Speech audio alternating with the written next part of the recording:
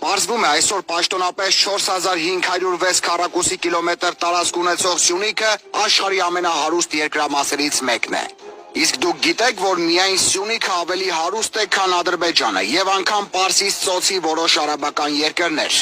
Սյունիքում է գտնվում մոլիբդենի համաշխարհային պաշարների մոտ 7-ից 8%-ը, 15 միլիարդ դոլար, եւ մոտ 4 միլիոն տոննա պղինձ, 36 միլիարդ դոլար։ Սյունիքում կա նաև մոտ 1.5 միլիարդ տոննա երկաթ, 883 միլիարդ դոլար։ Սյունիքն ունի նաև մոտ 238 տոննա մաքուր ոսկու պաշար, արժեքը 13 միլիարդ դոլար, չհաշված ոսկու հանքաքարը։